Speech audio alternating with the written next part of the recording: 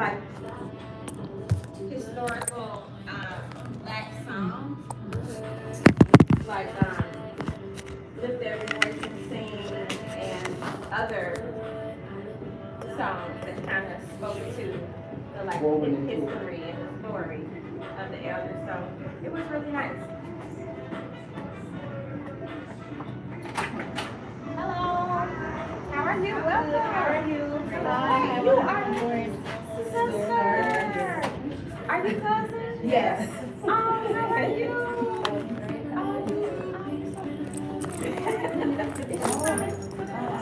You signed up for the event, right? Oh, did you? Oh, well, welcome to Frankfurt. Did you all purchase a ticket? No, we didn't. Okay.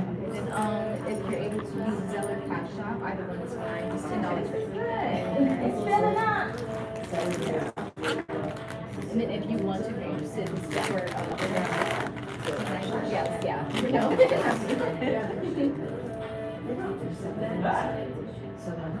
And she did say if it doesn't go through the front porch, it should be like her first and last name for the tag. Let me know.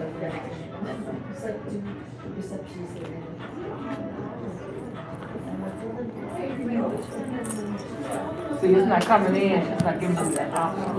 Might as well just go to your cell and look for her.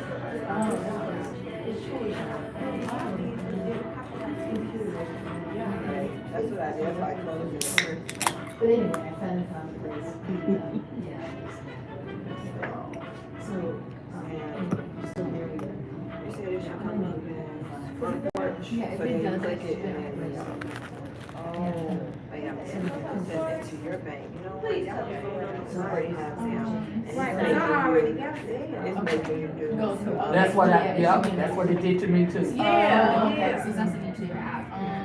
So you might as well just use her name. Yeah. What's the name? Yeah. K-E-L-I. Hold on. I'm sorry I about think- that. Okay, no, you're okay. They're gonna need your name and number. Yeah, so I don't, I just think it's. Cause it's not picking it It up. doesn't do, okay, got you. That QR code is not sending us to the direct place. Okay. We'll redirect. Yeah. Where it automatically going to your phone number or something. Because it sends you, but it makes you also add it instead of going directly to got you. Yeah. Okay, so So it yeah, sends, I can scan the code. Yeah. Yeah, inside your app, yeah. See, that's the way it has to be done.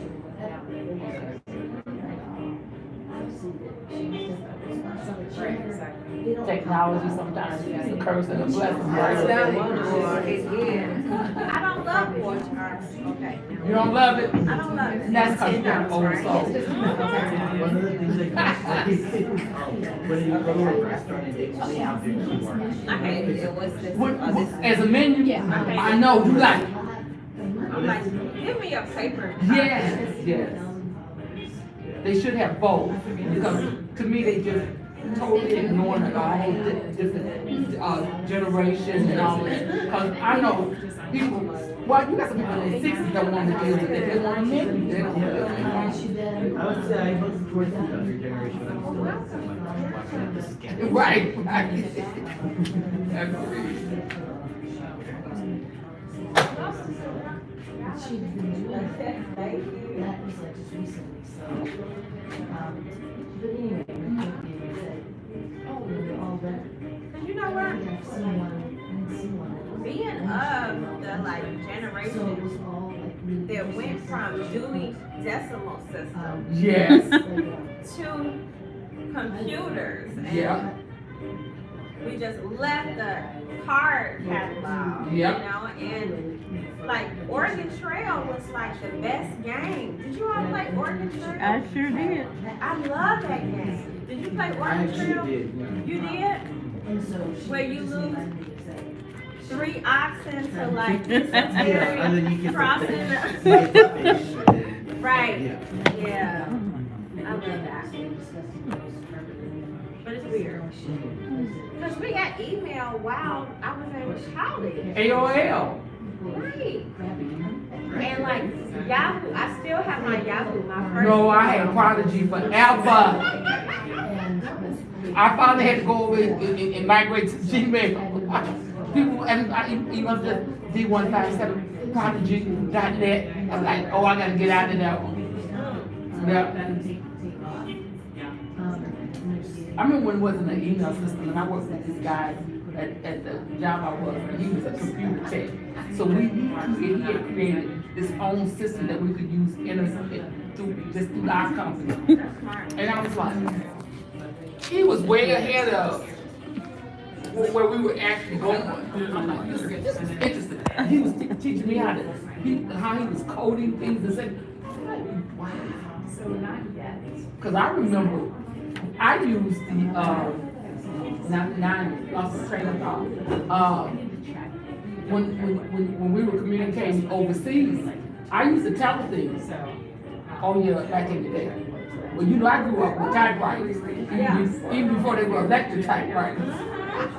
So to think about where we came from, amazing. Yeah.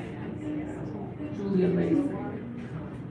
You know, I would be so upset if I was dating somebody in like the 1800s and I had to wait for a letter by horseback. Right. I would be pissed. Because you think he has no interest in you, right? Right, you just waiting with the anticipation and you're buttoned up to here, all Yeah. the clothes, and Look, you all the have undergarments underneath. Undergarments. Honey. How did they have any kids? And those people had 10 and 12 kids. Like, how y'all dress all that? How did y'all dress yourself? You do all of that. Are you telling a story tonight, Miss Ho? No, ma'am. Yes, you are. No, You ma'am. better. I came to look and listen. No, ma'am. Dang. No, No open mic? Come on, y'all, we're signed up for the open mic.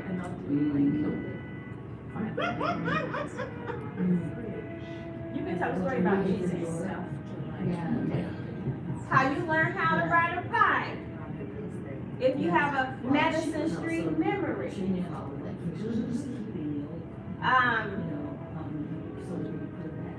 Whatever is on the surface of your skin. But sometimes what happens is that one person will tell a story like last month.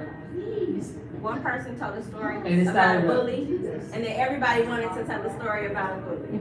So, yeah, so I'm sure that would happen.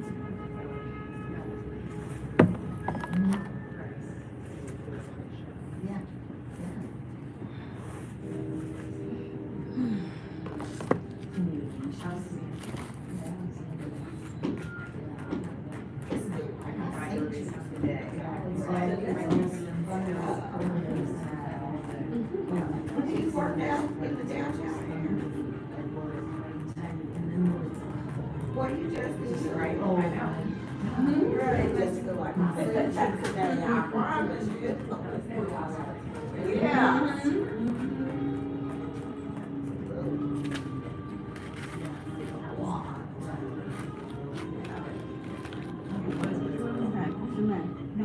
Lord Jesus. I don't know why I just listened to a call you by your mama name. That's okay. I mean, So but it's better than saying you look like your mom. You know, that's the only one I like. That's not what I want to do. I look, you just listened to call you your mama name. I'm so sorry. So do I get to see this young man?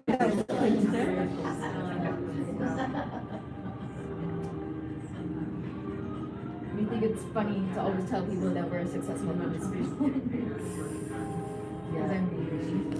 And then, I don't know, our generation, there are no more third places. It's like you don't meet people in malls, you don't meet people You're right. outside of school, outside of work. Like, that's not where you're gonna meet them. So.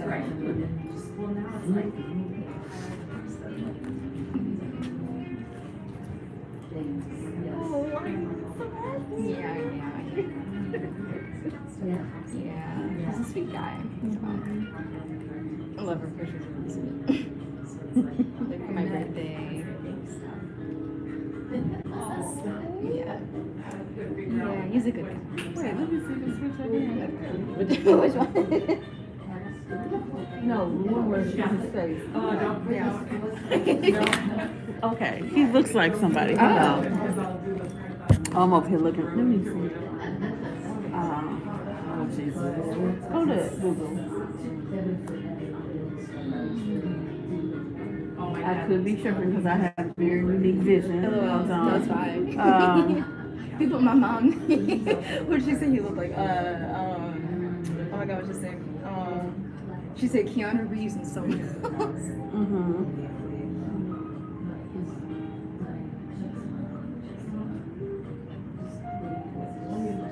Yep. Let's see if there is an edited version because you can't play this one. Let's hurry up and mute this. Oh, oh my god, I showed him that video. I He know looks that like is. him. Yeah. Okay, I agree. so I'm not tripping. No, you're Okay. not tripping. Yes. Oh my Okay. goodness. That's the last thing I was going to do. I'm the one who showed him that like a month ago because he has trouble waking up. I played this. I was like, this has your energy. Like, He looks like him. and he is. He's pretty. He's bubbly. You know. Mm-hmm.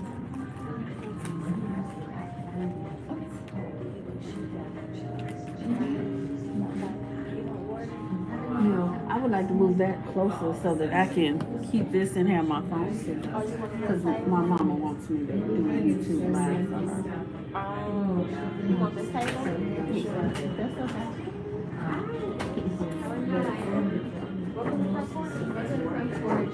Did you pay for it to get even right already?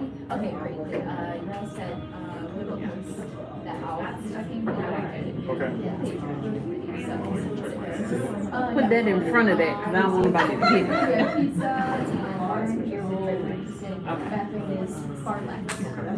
Are you missing? That sounds good. Are you missing anything? No. You're the best.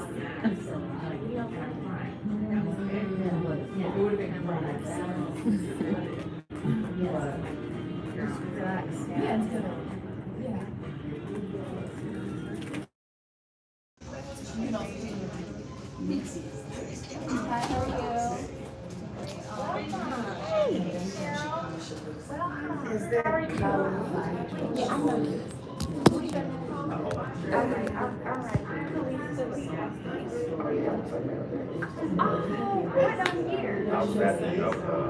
I know of it. Yeah. Oh, wow. Okay.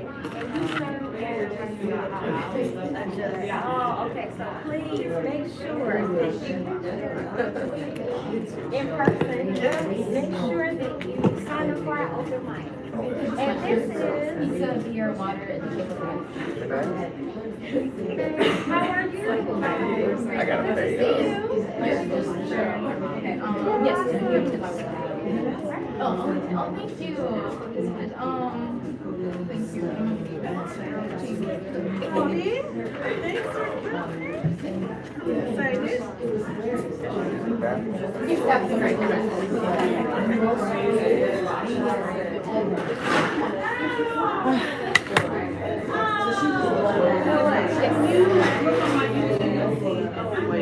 It's not public.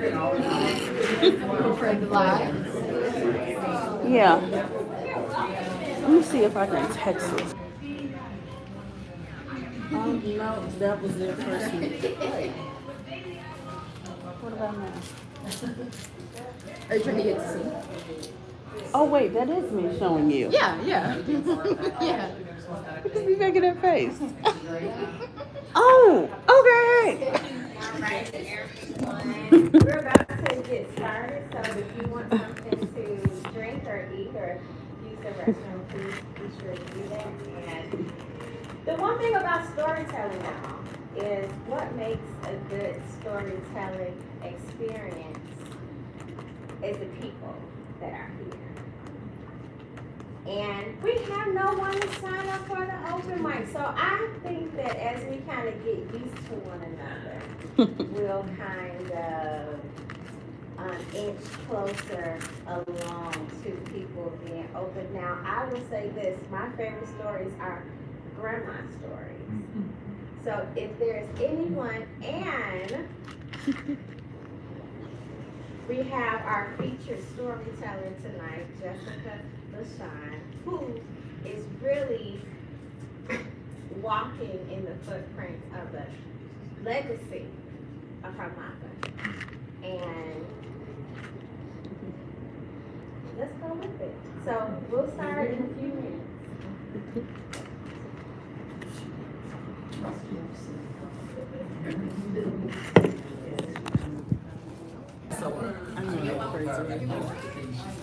I have a friend I went to one. named him Abraham. She used to do this over like over there by Austin Town Hall. There on Sunday. Oh yeah. So I seen one of them. I seen someone. I just one of those. Yes, this is my first time. So how did you get it?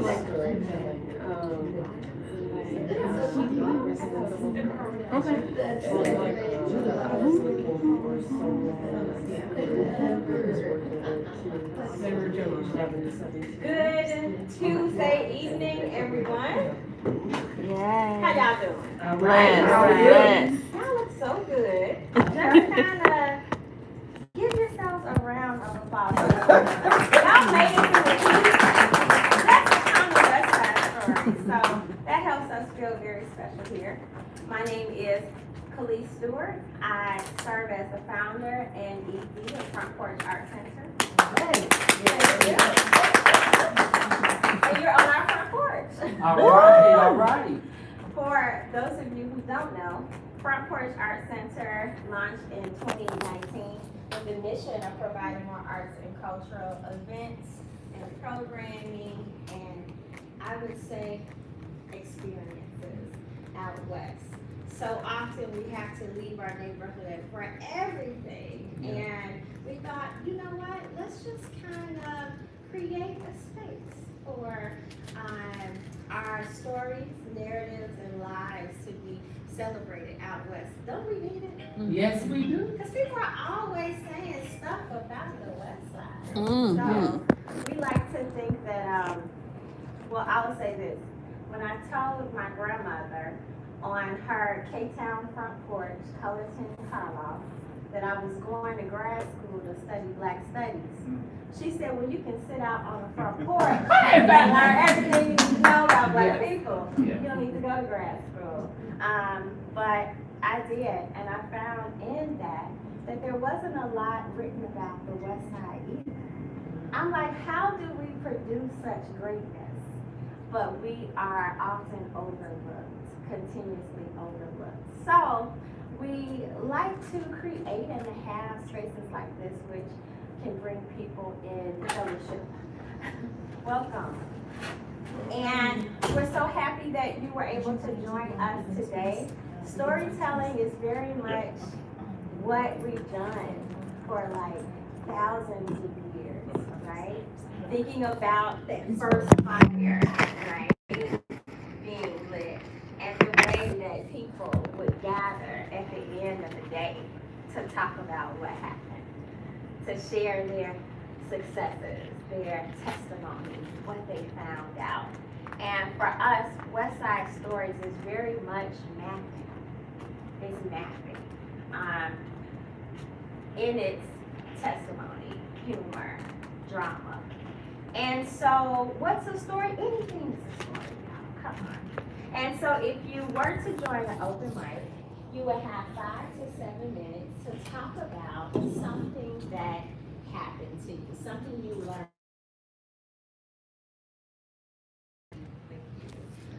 So I just threw it out there. Grandma stories. Is there anyone who has a story about a memory of their grandmother?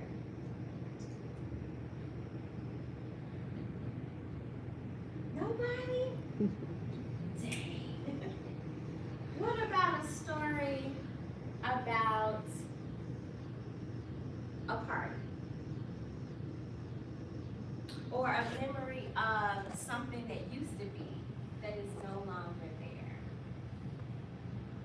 A memory of someone who is no longer, but you want to pay homage to them. I'll tell you the story.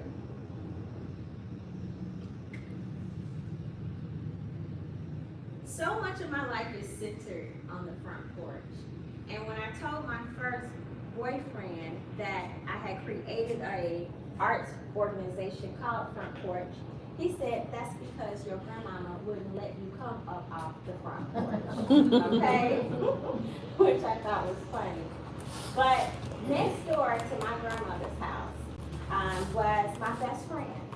And the thing about this best friend is that we did everything together. So much of our lives really centered on creating things. We would scrape bricks, and the dust from the bricks we would make into makeup. We would perform Stop in the Name of Love over and over again. We thought the boys, Hakeem from the boys especially, would find his way to the west side and find me and take me and scoop me up. So my best friend, she went to a white school. And the thing about this white school is that she had like a white best friend and she had her black best friend. So I was the black best friend. Well, her white best friend had gotten a Ouija board, right? And had commenced to communicating with an entity named Fred. I'll never forget. Because I thought to myself, we surely could channel someone in the same way that you conjured someone, some spirit with your white best friend. We could actually do that too. Well, she was a Muslim, I'll say that. And her father was a Black Panther and like a Black Stone. And so you can imagine what happened when her mother purchased this Ouija board and her father saw it and immediately banished this evil from their house. Well, we were convinced that we needed to construct our own.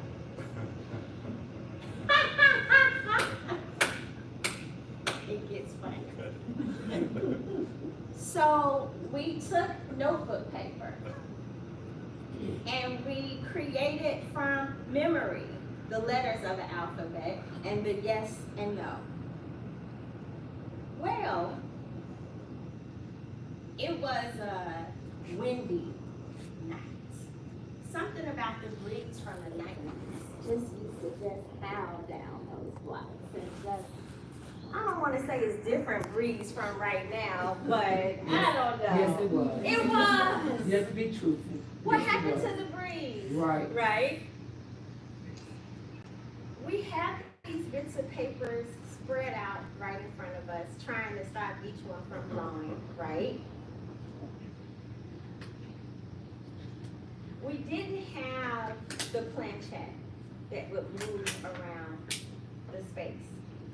And so I ran into my grandmother's house trying to find some plastic thing that could move around a space. Well, I think I went to the pantry and found some kind of like mason jar top. That wouldn't do. I found something else. I forgot what it was, but I ended up grabbing my aunt's Jerry curl activator top. It was plastic, it was clear. Let's see. Well, mind you, I could tell you that nothing was summoned that day. But to me, what stays with me is the memory of having the audacity to create a rigged up Ouija board in K-Town, trying to summon a demon on my grandmother's front porch. The Jerry curl. So I learned never to try to summon something with a Jerry curl activated top. Thank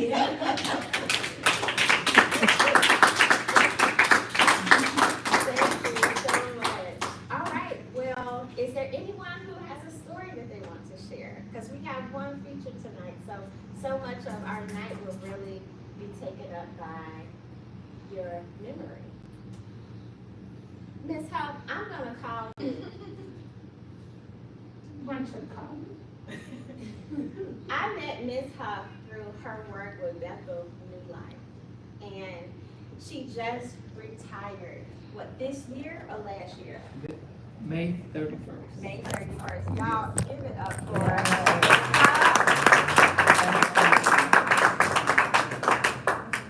And we were working on a project called Westside Classic with the residents of Bethel New Life, right? Absolutely. I know you got a story, a Westside story in particular, that you might want to tell. Oh, no. I can't think of it. Come back to me, maybe. It's so funny because all the storytellers that I know that are in the room are being so shy. Mm-hmm.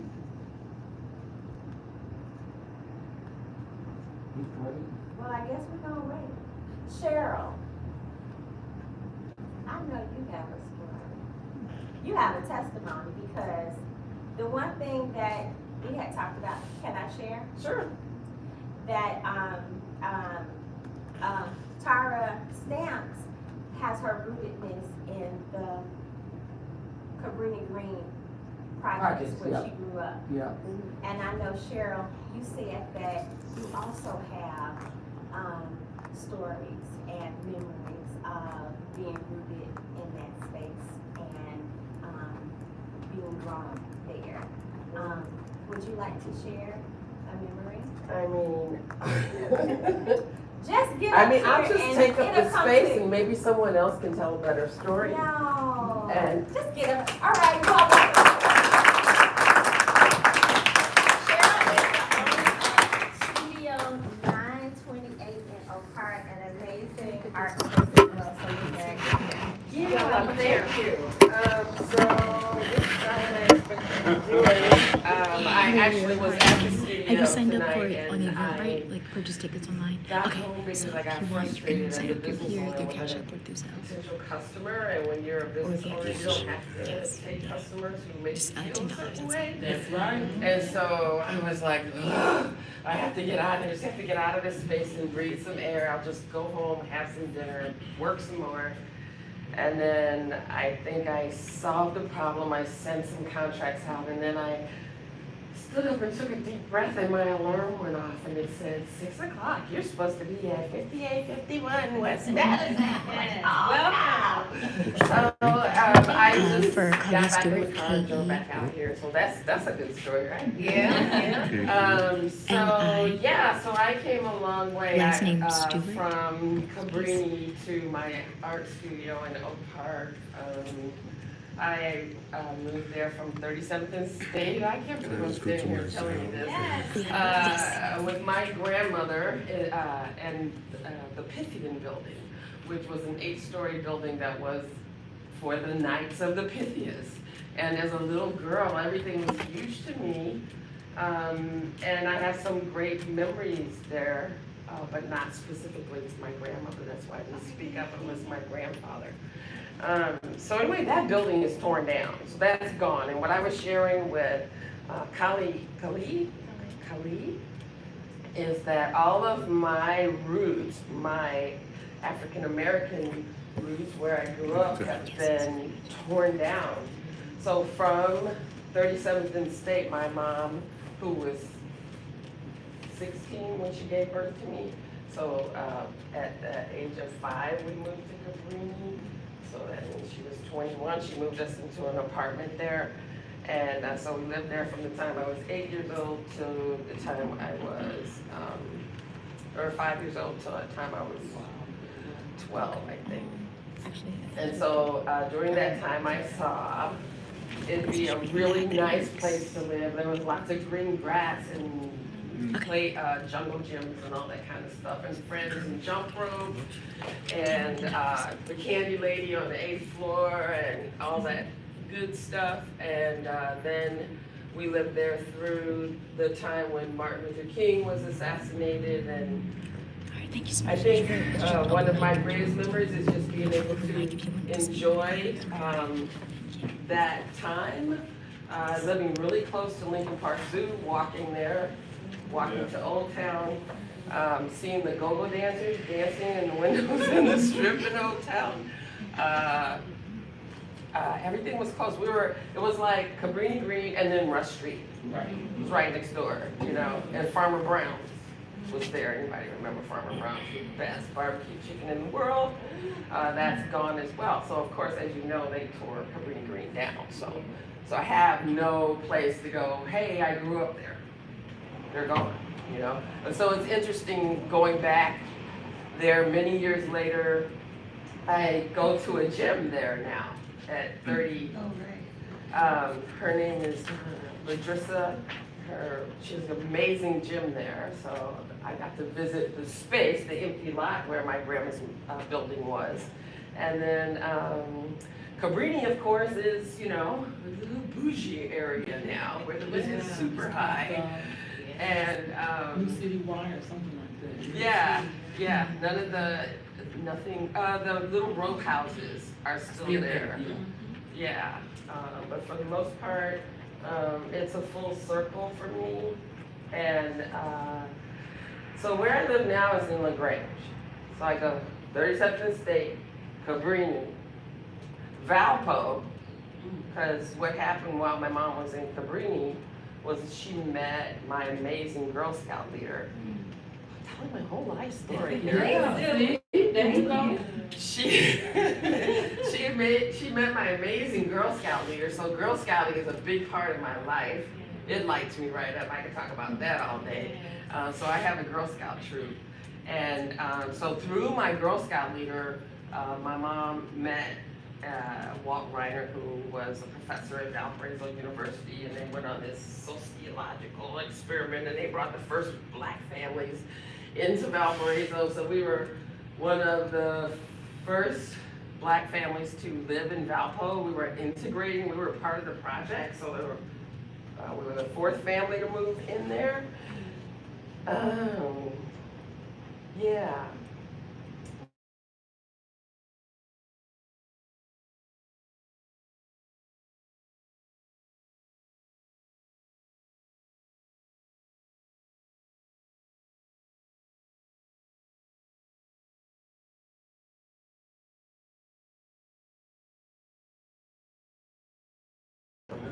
Art together, and I can teach you how to make money being an artist, and we'll have fun, and you'll learn, and your art will get seen. So that's why I reached out to Khalid, because Austin is right next to World Park, so I was hoping to bring some kids who can't or don't necessarily have access to the funding to take classes or the resources to have access to art, to take classes at our studio, to have access to after-school programming, and just basically see what's possible. Because that's what made me, is seeing what was possible around me, living right next to Rush Street, being able to go to Lincoln Park Zoo, walk there, and go rowboating for 50 cents for an hour, you know? And so my mission right now is just to bring art to teens, to bring art to people who want to be able to do art. So our studio is open to that. So we do live, in-person and hybrid events for corporate teams primarily. That's where we came from, but right now we want to get more into the community and do things one-on-one with people and like meet people and feel people. That's the juice that got me back in my car today, because yeah, I need help.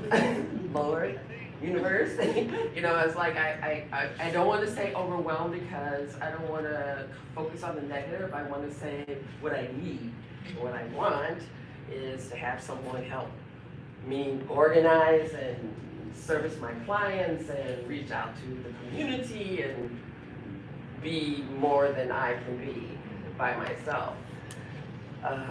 So yeah, that's me. And I'm happy to be here. I'm happy and grateful for my studio. The people I meet every day is just a joy. It just keeps me going. So thanks for picking me and making me do this. My studio is at 451 South Boulevard, right next to BFit Fitness, the Tai Chi studio, 1 block from OPRF. The train, you know, where they do the art, the mini murals under the viaduct. I'm right across from all those. It's like perfect backdrop for the studio, so. East Avenue goes right to Oak Park. Imperial Ave. So which side of East Avenue? I'm on the north side of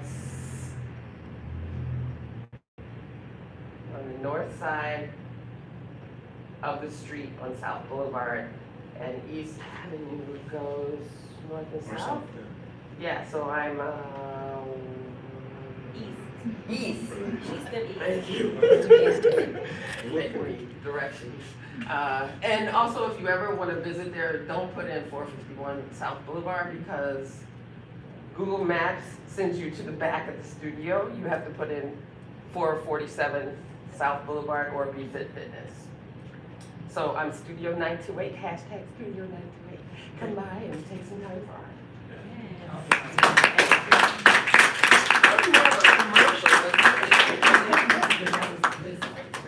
Hey, we'll take a commercial, a testimony, a poem. We aren't picky people here, so thank you so much for being open to share your story, Cheryl. And I'm looking forward to chatting more. You know, I thought that, Austin always sees Oak Park as an extension of our neighborhood. Yes. Because so much of our money, millions of dollars, right, leaves this neighborhood and goes to Oak Park, and so it's odd to know that we're building the infrastructure of a place that we don't have access to, in that way. And although there have been a lot of recent kind of moves in order to unite the spaces, I feel like that border stigma will probably always stay. Something that y'all don't know, I was born and raised on Mason, right here. And so growing up on the border, I have a lot of views of Oak Park and have, spent so much money at Keystone Beauty Supply for 30 years. So it is nice to see people who are not from this neighborhood here today, because I think you all have opportunity to learn a little bit more. I'm not shocked at this weather. Last time we heard a knock at the door and the storm came, and that was at last West Side Story. So this one we're bringing on the wind. All right, anyone else wants to share a story?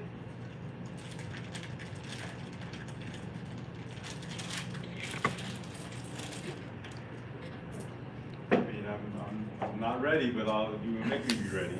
Yes, come on, be ready. Stay ready so you don't have to Get ready, that's right.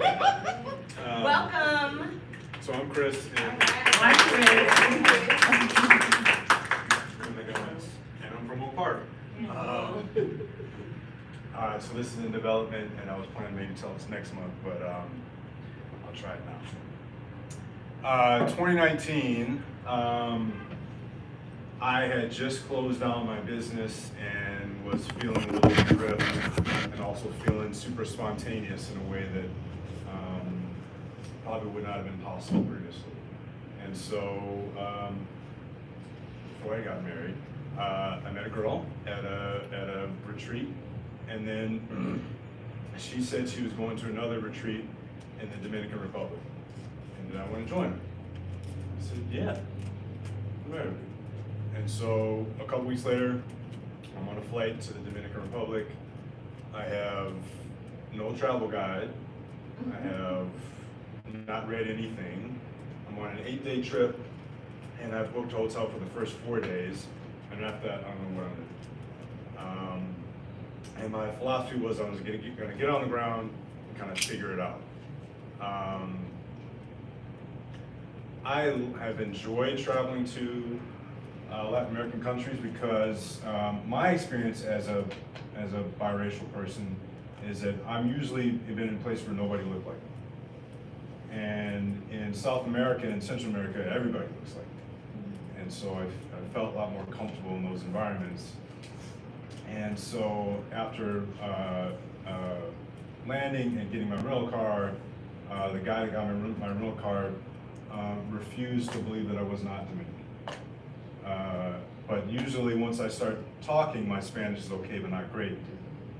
People figure out, well, like, okay, you look Dominican, you shouldn't really sound Dominican, so why are you here impersonating Dominican? So I always have fun in trying to, like, it feels good to be welcome, but also have this phenomenon where you're kind of like an outsider as well, while you're a welcome outsider. I did not, I had flown into Santiago and was gonna drive to Cabarete where the retreat was. It was a 90-minute drive. I got in at about 10 o'clock. By the time I got my rental car, it was almost 11 o'clock. So I had a 90-minute drive. And I had no cell phone service, so I had no GPS. And before I had left, I had printed off from Google Maps all the instructions about how to get from Santiago to Cabarete. And the instructions were very detailed and very vague at the same time. And so as I'm driving in the rental car, the instructions would say, for example, like, turn at Capone. So I was looking for a street called Capone. And I came like on a restaurant called Capone. I'm like, no, they were actually talking about a restaurant. It said, turn at Capone, so I turned at Capone. And then it said, make your next turn left in 5.4 kilometers. Okay, so I'm driving 5.4 kilometers, and eventually I get into a small city, kind of not like, unlike Austin. So what had been a one street situation was now multiple streets. And so I make a turn and another turn, and eventually I am lost. And there's no street signs, it's 11:30 at night, and there's a whole bunch of like signs to cities, but none of those cities are covered up. I am lost, my instructions are worthless. I have no GPS and no cell phone service, and I know no one in this country. So I stopped at a food cart that was open, which was a hot dog cart. In the Dominican, they make hot dogs and they put mayonnaise and cheese on them. So I had this cheese-covered hot dog, and I asked the young man working the store how to get to Cabaret. He said, oh, in Spanish, oh, you go up here, you take a right up here, you go down that way.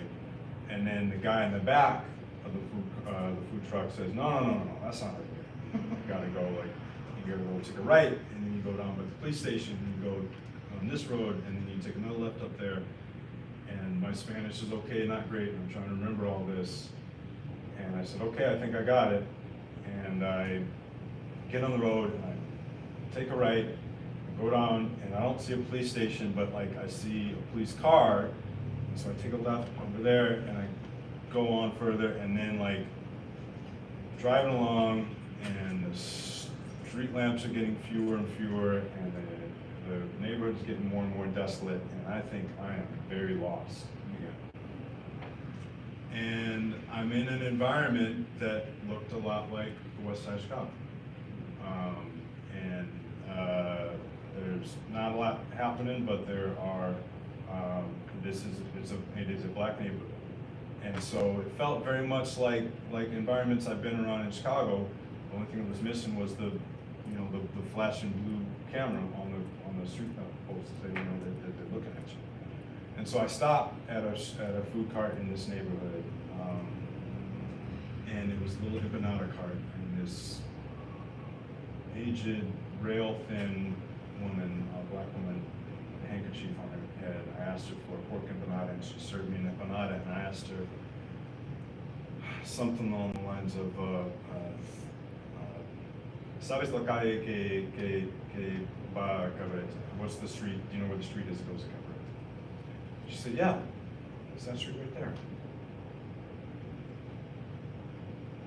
And she looked around, there was a couple guys sitting on lawn chairs behind her. She said, it's the street to Cabaret? I'm like, yeah, it's the street right there. I've been lost for an hour, and you tell me I came and stopped at a streetcar, and you're telling me that the street I'm looking for happened to be that streetcar right there?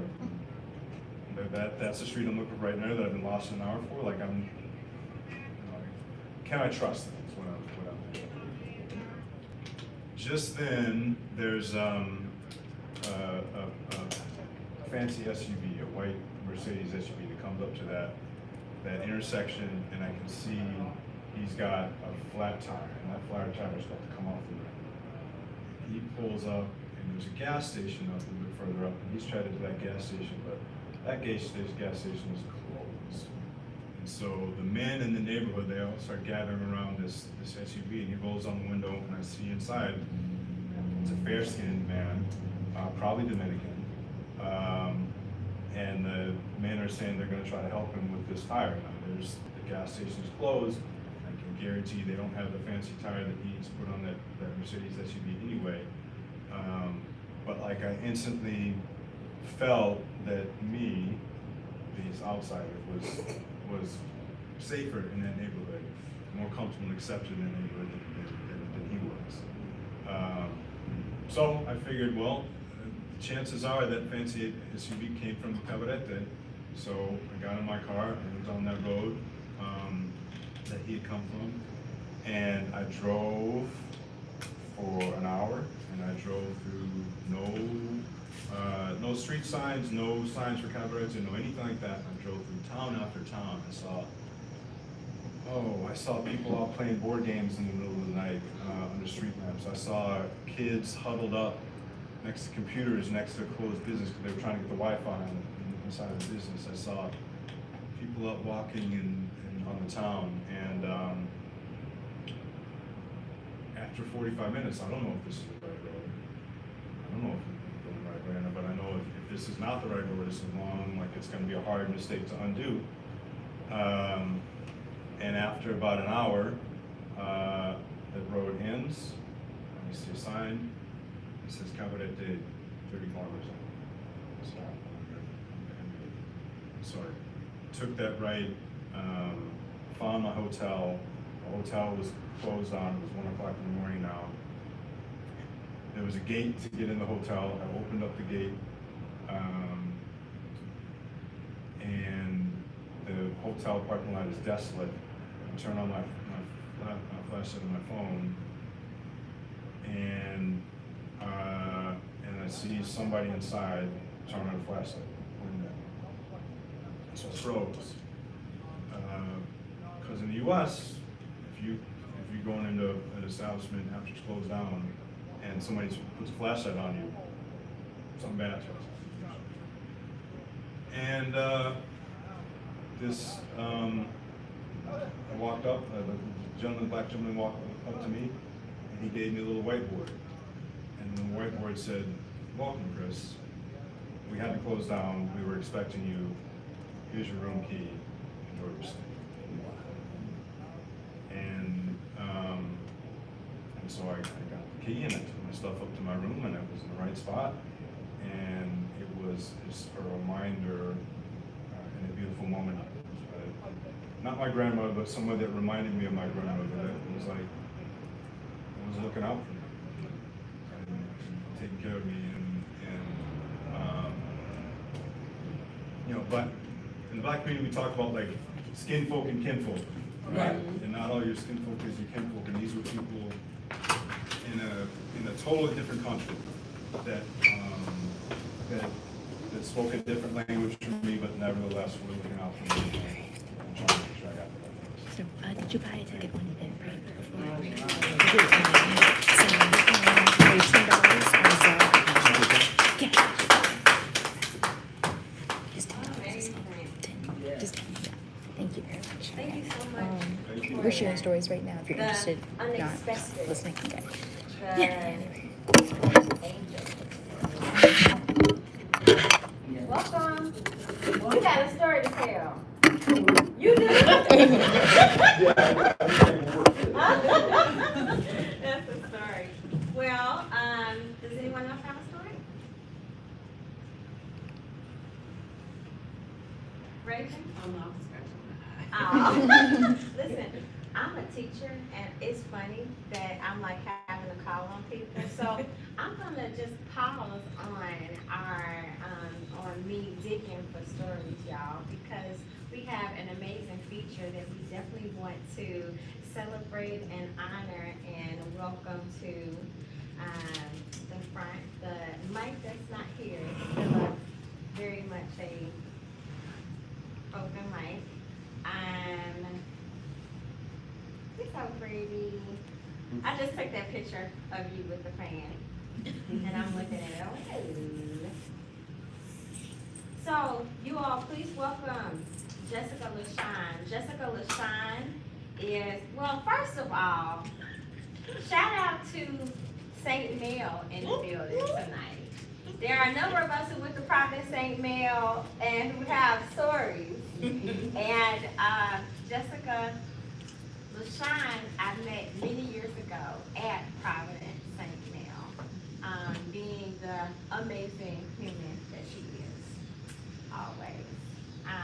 Jessica LaShawn is an accomplished author, educator, mentor, and consultant whose roots run deep in the vibrant culture of Chicago's West Side.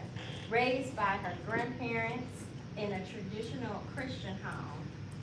Okay? Jessica LaShawn's upbringing instilled in her a profound sense of community, faith, and purpose.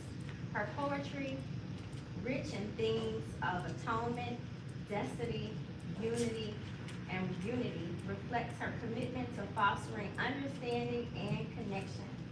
As a passionate advocate for education and personal growth, Jessica LaShawn uses her diverse talents to empower others, guiding them on their journey to self-discovery and fulfillment. You all welcome Jessica LaShawn.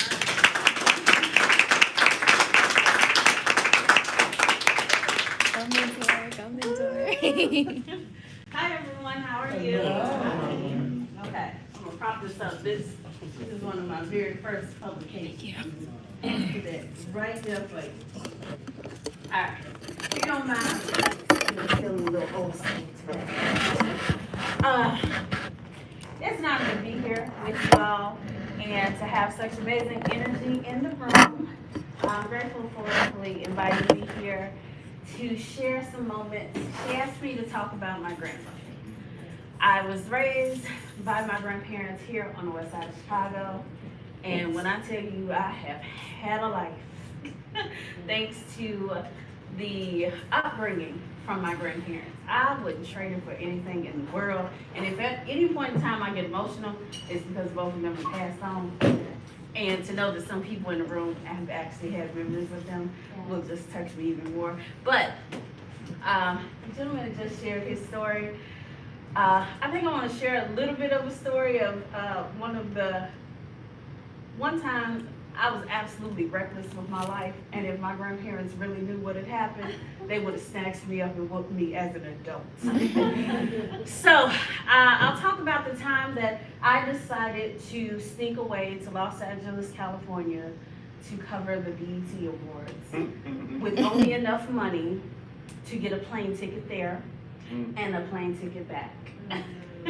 I decided that I was going to live in Starbucks and that was going to be okay because I was only going to be there for about 24 hours. Told my grandmother I had everything together. She was used to me doing this a few times before. I was even blessed with the opportunity to take a few of my little mentees with me one time.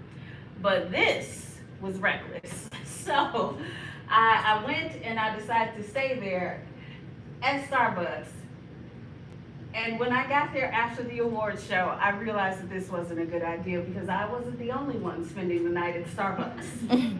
Apparently this was a theme, and I was not ready for the crowd that wanted to take advantage of my presence. And me being so naive, I'm used to going to the Starbucks over in Oak Park, the former Starbucks on Harlem and Lake Street, where you could walk away and leave your computer and go to the room of rest. And feel your community members keeping your stuff safe, because do unto others as you would have others do unto you. I couldn't do that at this Starbucks. I couldn't do it at all. I couldn't even sit at the table by myself because I would be bombarded with people asking me to buy them beverages or anything else. And buy me all kinds of things. will buy them things that I couldn't afford because I was there living on pennies.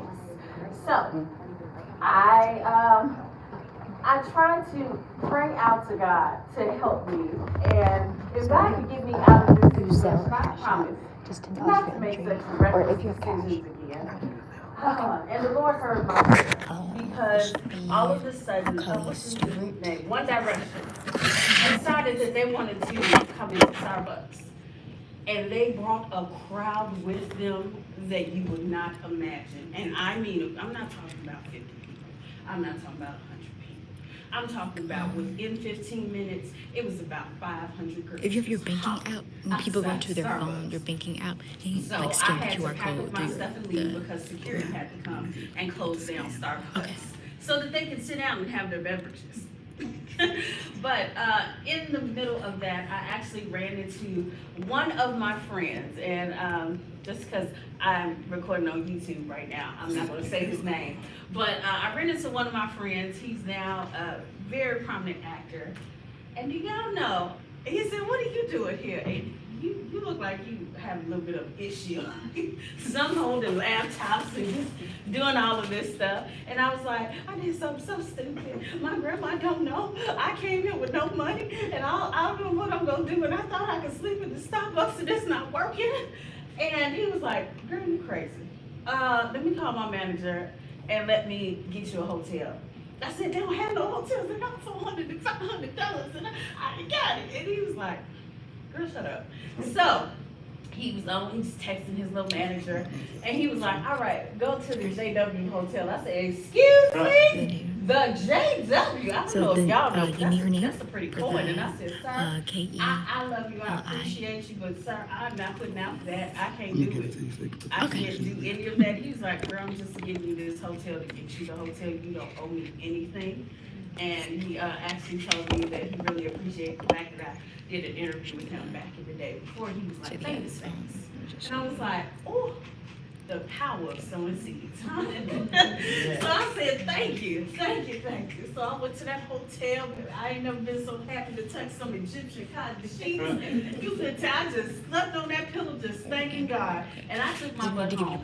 And I promised that I would never do that. So could you Never ever. just go back to your To this day, if I don't have gas, if I don't have money to get home on my own, if I can't even afford the bus, I'm not going. I will be at home, rocking back and forth, thanking God for whatever it is. Yeah, I wish you knew how to work Android. I brought all that to say, because I'm sure you're wondering, well, how did you get to the BET Awards? What are you doing with your life, ma'am?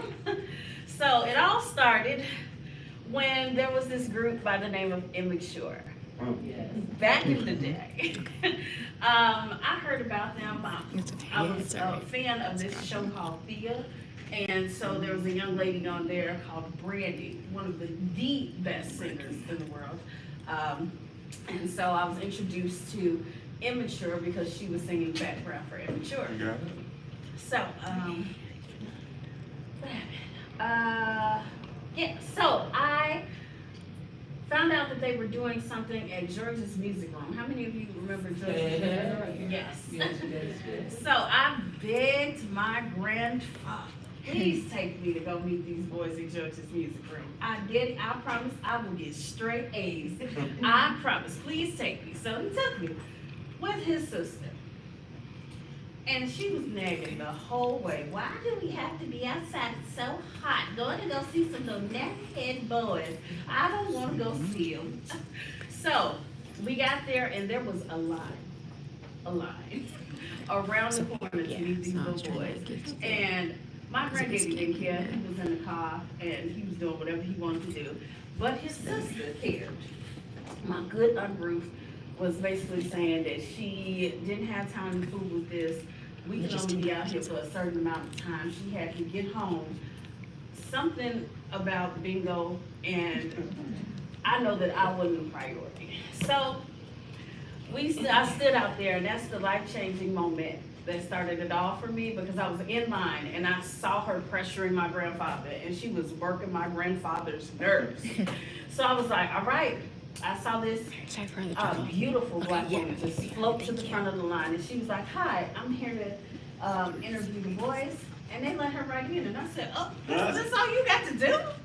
It's it. So I got out of line, I took a chance, and I went to the front, and I was like, hi, my name is Jessica LaShawn, and I'm here to interview Immature. They were like, oh, look at this cute little girl, because I was only about 9 to 10 years old. And I got my granddad, I said, granddad, come on, and he just comes shuffling over there, and he was like, yeah, because my granddad was a ride, Capricorn me. So, we got there, and they actually let me in, because my granddad came up. First, they were like, no. But my granddad came in, he had my back, and they let me in.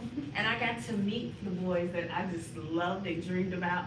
And I interviewed them, and I enjoyed it. I wrote about the interview, and that's what started everything for me. I became a writer that day.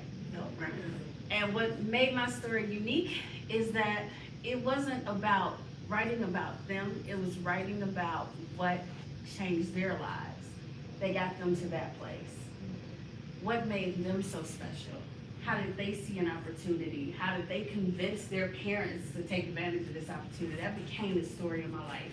And I started sharing that with my friends, and I only had one other friend that truly understood that, and I turned it into a business, and nobody else knew about that. Nobody understood being a young kid with a business, other than my best friend who's sitting in the back right now. I'm not going to point at him, but he was also an entrepreneur at 10 and 11 years old. So we just talked about that day after day, and it turned into the calling on my life. And I knew that what I was writing, and more so what I was experiencing, that a lot of people would never get the chance to experience, was my ability to just document the story and share how I got there. Share how the people that I was blessed to be in the room with, that you can only dream about, how did they get to where they're at? And that's how I got there. I'm still doing that now as an adult and in different schools in any capacity.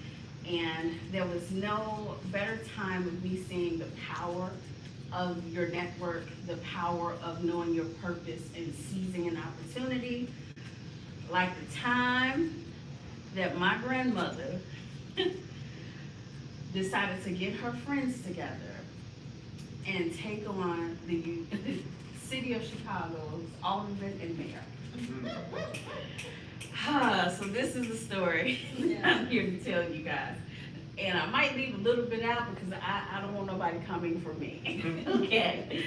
All right. So I was blessed to be driving down Central Avenue between Grand and, I don't know, what is that street right there?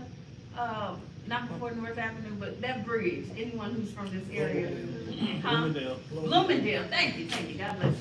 All right. So I was driving down Central Avenue over the bridge, and this bridge had been falling apart for years.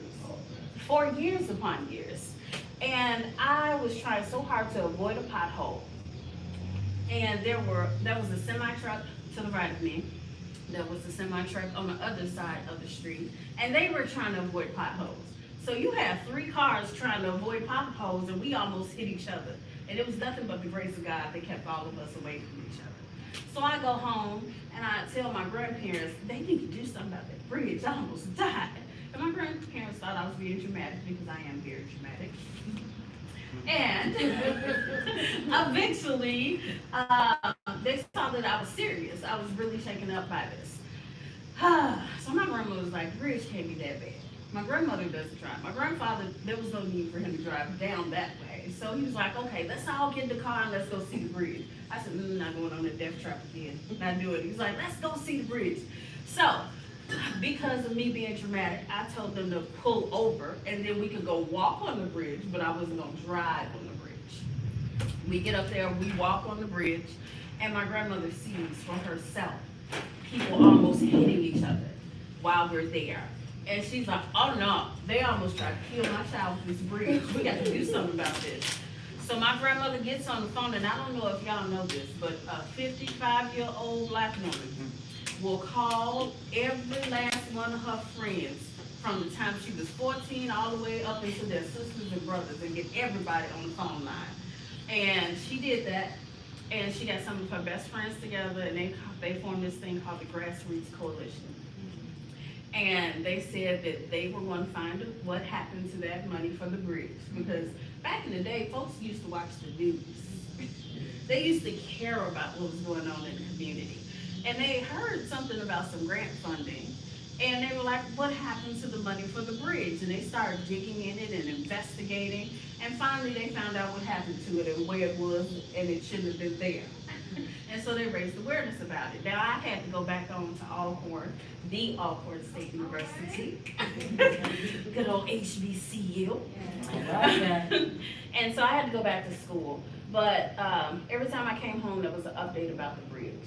And I saw my grandmother not only change what happened to me as something to spark a difference in the community, but to actually call upon her friends and demand change, demand action.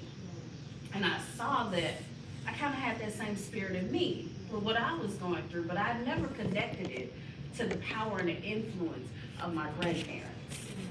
So next time I came back home, there was a grand opening for the bridge. A brand new bridge.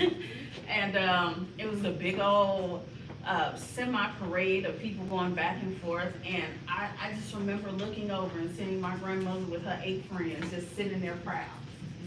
And that's when I knew what just a few people could do, and I was just inspired by that, and I decided that I wanted to do that with my friends, and always keep a community of people that actually care not only about what's happening in their lives, but what's happening in the lives of others.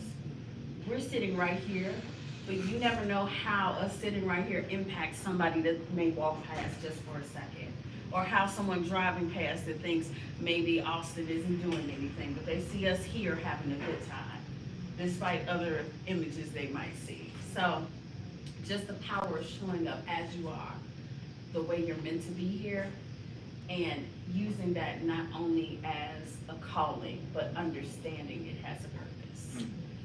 So those are the stories that I wanted to share. I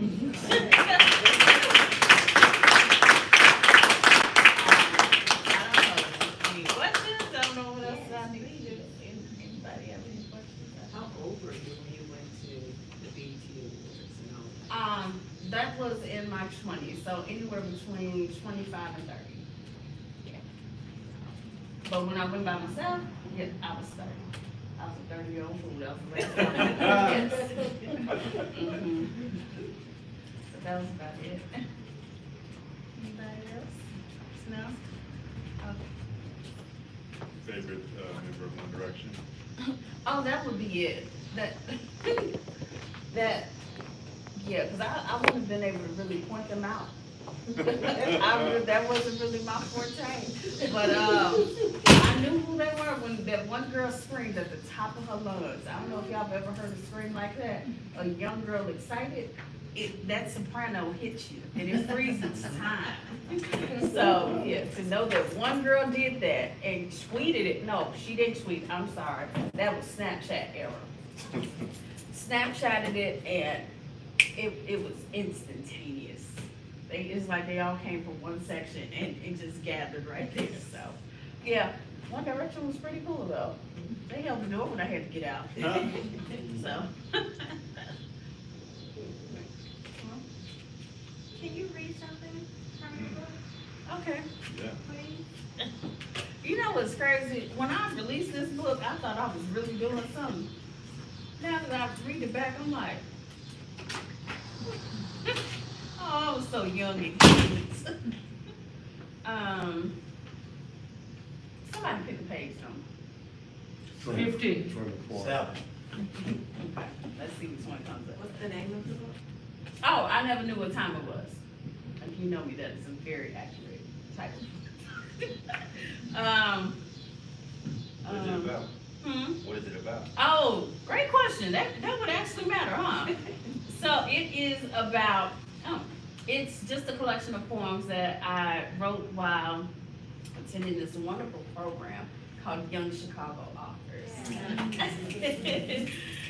So it's just a collection of poems. Very random. So it's about love, relationships, imaginary relationships, infatuation, and activism.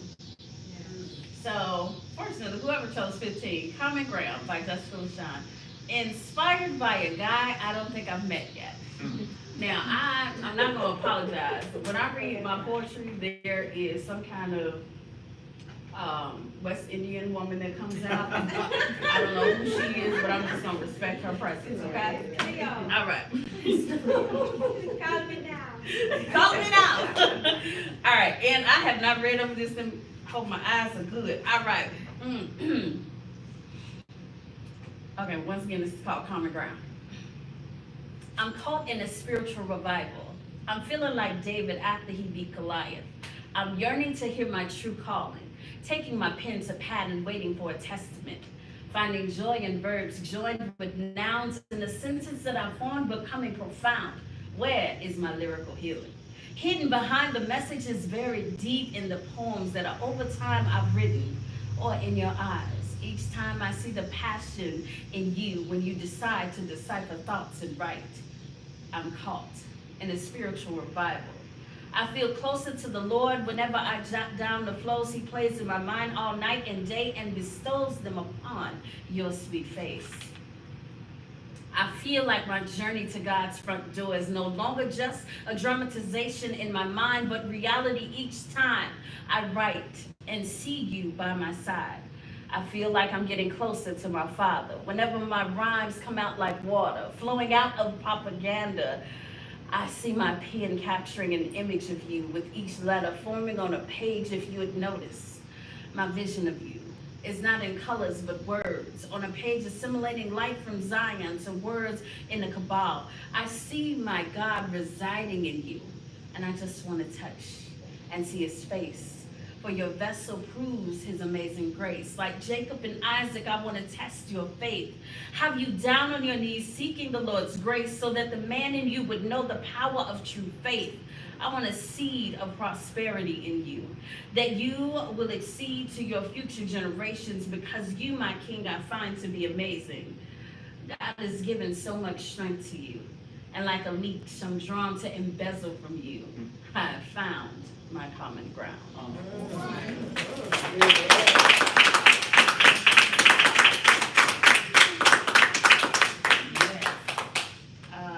Okay, somebody else take a number.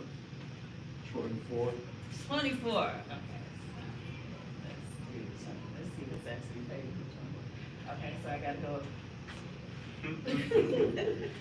Oh Lord, I promise you, there's never a time I do not get to read this poem. All right, so guys, there's no preparation for this.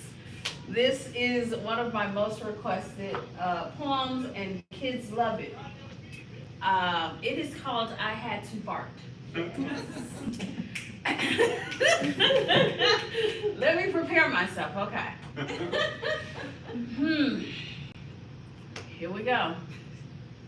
I had to fart. And then I did because I knew I had to fart. So I decided I would, because I could. And after all, what else could anyone do if I'd already blew? So I farted, and no one even noticed. So my self-revolution went unrecognized. So I thought I'd publicize my battle with words on a page because I knew I could. And as a matter of fact, I should write it on every sheet of paper that crosses my path. Although that would be a lot if you only thought of the math. Even though it would be a story about how I fought it, it would be my testimony of how I revolutionized. So my fart wasn't by chance. It was a part of God's master plan. He knew that bagel with cheese would eventually get to me, and I'd be able to break free from society's invisible chains that clasp and bind me. So I farted. And there began my redirection to inspiring a nation. Think about how many boundaries that fart took me through. Here I am, an educated lady breaking wind with no hesitation. Here I am, a pageant queen, letting loose and not caring who sees me. Here I am, a woman of prestige, or at least that's what I like to think, but showing my strength and individuality and devotion to nature's reality. I fought it. What you gonna do? Sue me? So I can break down this country's governmental backbone by dissecting the hidden barriers established within this nation that are only made visible to the minority people. Yeah, I fought it and realized the Emancipation Proclamation was just a lie, just to keep our president from literally losing his backside. Sure, I fought it and let out the stank in me. For it to be replenished with reciprocity. Sure, you're probably thinking, what does her fart have to do with me? Don't you understand? You're all a part of the solution to demand peace. Our country came from enslaving us to calling us free servants. Our country came from calling us to the colored. Our country went from having us as their pets to cleaning their houses at our very best. Then we had to distinguish the difference between white and colored only. Now we're battling affirmative action and bad credit taxes. What makes you think I can pay extra taxes when I can't even pay my bills with consecutive action? I fought it. And it helped me to release all the inner workings that were bothering me. I see our people wrapped up in a lack of prosperity, all because we refuse to open our eyes to reality. So if I gain clarity from farting, imagine what taking a dump would do for me. I'm literally gonna dump all this junk about how to get over this weekly hump. I'm gonna dump all this junk about not being able to rise on the corporate ladder because I'm not. I'm gonna dump all this junk about blacks being the only minority because that's another crack in them. So I've decided to cleanse myself thoroughly and reestablish my own beliefs. I wondered why my fart didn't stink. Simply because it was a masterpiece. I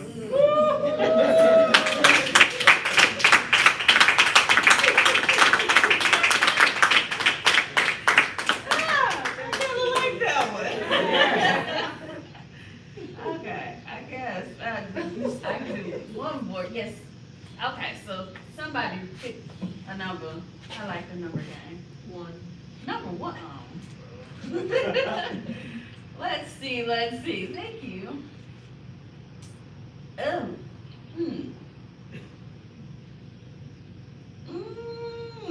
I don't even know why I wrote this.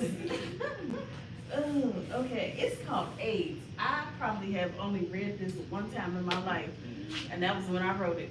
I don't even know what this poem is about. All right, well, we're gonna read it. AIDS by Jessica LaShawn. The inspiration, reality. My beautiful sisters throughout the entire world, we were victims in the beginning because of the color of our skin. Then we were criticized for being able to bleed and have children. So we were denied the ability to vote and make a difference in this country. Then we were told to simply look forward to a life of household cleaning. Forget about obtaining an education because then you'll be considered greedy. But we've overcome those trials and roadblocks with our heads held high. Now we face an epidemic that is invisible to our naked eye. We are part of a situation that is continuously taking our lives. We are becoming the ones that were. Because of the spread of AIDS and HIV, we are vanishing like we never existed. I didn't want our history to be that of a misprint. We need to find a way to stay here and fight for our presence. The present is a gift, so let us finally cherish it and open up our arms to life and fight the plague that spawns death in our sights. I don't know what that was about, but yes.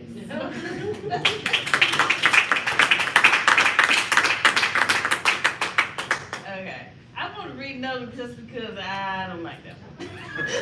I don't even know what this one is, but it says something about my grandmother. Okay, so this is B, inspired by Common, a mother and a daughter fighting outside of Walgreens on Central Avenue.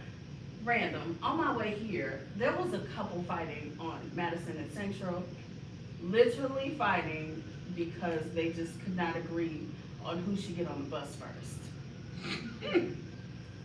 I didn't. All right. Hey, so this poem is called B. I was brought up in a world of accidents and lies. I thought if I lived my life of compromise, I would be fine. Until I was struck by my ambition while driving down the road of life's decisions. There I found my goals and my mission. I drove further in order to realize that no one could benefit or suffer from my life more than I alone in time decided to write and ignore my internal cries that constantly tried to destroy my spine. As I struggle so hard to be more than another girl in the ghetto, I pick up my pen. I pick up my pen and paper. I pick up my pen and paper and I write. I write myself into freedom so that I can be. I write myself into prosperity so that I can just be. I write myself into a positive status where nothing like negativity can attack me. I try to be all that I can be when a society painted in red, white, and blue chastised me for my hereditary blackness. Yet I still progress and I don't regress despite the pain in my sides and the constant stereotypes that just because I'm young, black, and built like a horse and have 3 kids and a baby daddy that lives in court, I'm sick of the social population that tries to blind me. So when I constantly fight and walk in the light of my Jesus on my side and Allah in my sight, I'm hit with stones as another defines my being as a sin and try to ridicule me for my strengths. I just want to write, be loved, and be. Is that too much to ask this side of eternity?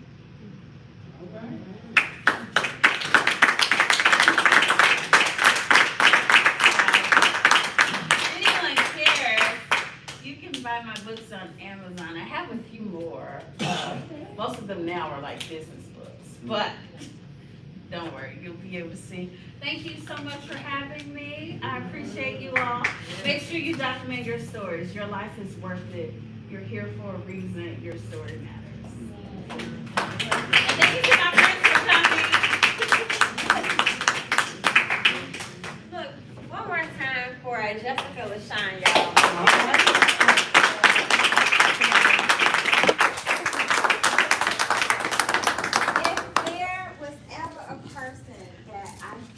Can do anything. It's that one right there. The lives that you have lived is just amazing to witness. I mean, from creativity to business to leadership, and she took us from flashiness to activism, right? Who can do that? All right. So you all, I would be remiss if I did not mention the Westside leadership that's in the building. Yes. Judge Owens. Yes. Owens Shelby. Can you say a few words? Yes. Or tell a story? Thank you. Good evening, everybody. I'm Judge Owens Shelby. I'm grew up right around the corner off Crystal Mall. I'm the newest judge that's elected to represent the west side of Chicago. Thank you, Jessica, for bringing me out today. I didn't really have a story to share, but I can think of something, just how community is important, how it's important to be involved. Growing up, I never met any lawyers, never thought about law school or anything like that. I just happened to be in college when my roommate and I was thinking about going to law school. So I decided I would try to apply to go to law school. And I applied, I got in a few places. I remember one of the first schools I got into, I remember seeing the tuition, they gave me a $5,000 scholarship. I looked it up and it cost $30,000 to go. My Lord. So I called the admissions and I was like, y'all gave me $5,000, but it's another $25,000 per year. Like, how do I get that? They were like, oh no, you just take out loans and that, and that'll cover it, don't worry. And I kind of hung up and I said, I'm not taking that. I'd be happy with my degree. I wasn't thinking about law school, but it just so happened that I was a part of the Better Boys Foundation, and they gave me, I believe, like $3,000 a year to go to Morehouse, where I would come get a check every semester. And I was friendly with the administrative staff. We all knew each other. I would always check in with them, and it just so happened to be because I did this for 4 years. Every semester I would come. I would pick up my scholarship check. And I must have mentioned something about law school just one of those times during my visits. So it just so happened, I don't know if I called or they called me, and they said, hey, are you interested? Did you say something about going to law school? I was like, yeah, I was thinking about it. They say, I just saw a flyer was a full tuition scholarship at Chicago Kent for an African American. And it's like the application is due in 1 week. And I was like, okay, well, send it to me. She sent it to me. I ran around, I got the recommendations, and I want to say 2 weeks later, I got a full scholarship for the law school. Yes. And I was just so happy to have that, but it was just the involvement and just being nice. Like, this is your everyday. She was the secretary of the organization. You know, she wasn't higher up, didn't have any power, but just me being nice, me coming, we talking to her, we laughing, just doing year-to-year basis. And just that one phone call got me $100,000 scholarship. Yes. And when my mind said, you know, I didn't know any lawyers. I wasn't bent on becoming. I didn't even know what lawyers did because I didn't see it. I didn't even know that wasn't really my goal. But just to show the Lord works in mysterious ways, and as a community, we all can work together. So Yes. that's the story I like to share. Amen.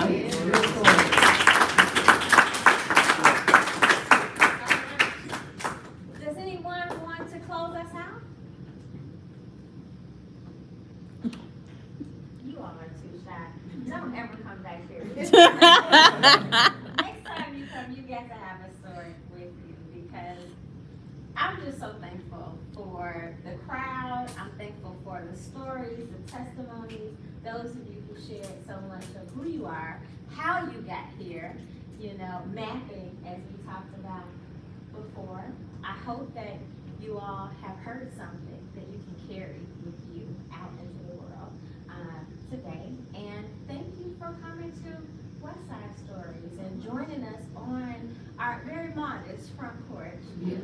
But we're doing some amazing things, I think, here in this neighborhood, and we want to do even more. So we would love if you would like, follow us on social media, keep up with what we're doing, and we would love your support.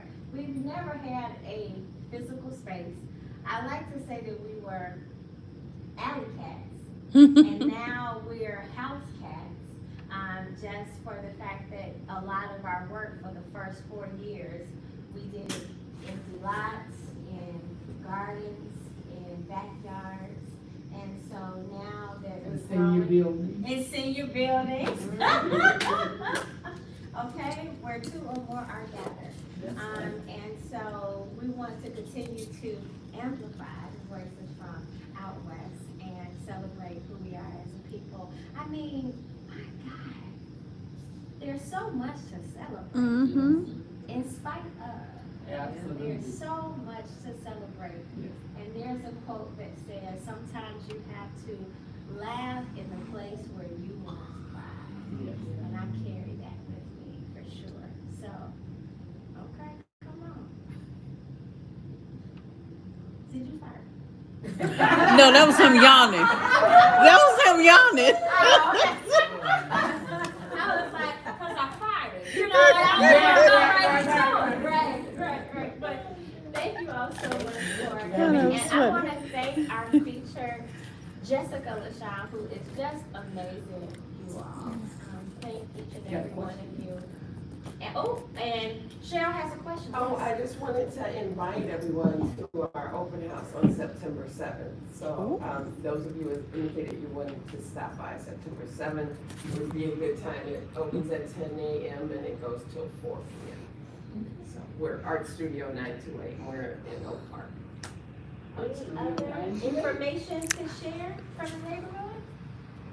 Any upcoming things? No? Well, thank y'all. Okay.